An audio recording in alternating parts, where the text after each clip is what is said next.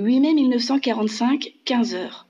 Les Françaises et les Français apprennent par la voix des ondes et la voix du général de Gaulle la fin de la Seconde Guerre mondiale sur le sol européen. Il y a encore une année à peine, Lyon et notre quartier de Vèze subissaient pleinement les affres de la guerre et des bombardements. La résignation ou la combativité font place à la liesse et à l'espoir. Malgré les pertes, un nouvel horizon s'ouvre.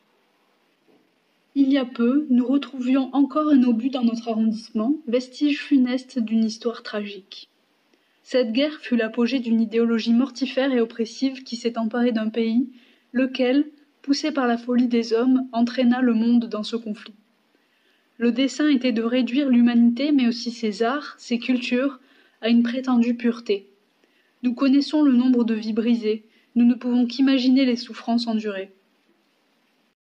Aujourd'hui, anniversaire de la fin de cette guerre, nous rendons hommage. Hommage à toutes celles et tous ceux qui furent les victimes d'une idéologie barbare, tués pour leur religion, leur origine, leurs convictions, pour ce qu'ils étaient.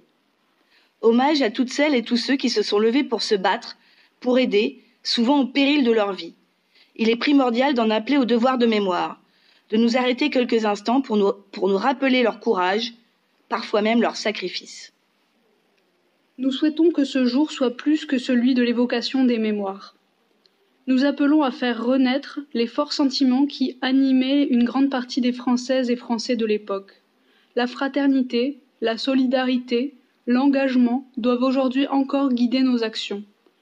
La pandémie que nous connaissons a mis à mal beaucoup de nos repères. À l'heure où nous serons prochainement déconfinés, nous tenons à saluer toutes les personnes qui font vivre ces valeurs. Leur générosité est précieuse car ce sont toutes les habitantes et tous les habitants qui sont touchés de manière plus ou moins grave. Enfin, je vous invite à honorer ces mémoires de la meilleure manière qu'il soit. Restons vigilantes et vigilants pour que les idées néfastes faisant s'opposer les peuples, jetant le discrédit sur des communautés, étalant leurs discours nauséabonds, ne puissent plus jamais se transformer en actes. Enrichissons-nous de nos différences, de nos cultures. Notre tolérance nous rassemble et doit être chérie pour ce qu'elle est, une force. Vive la République, vive la France!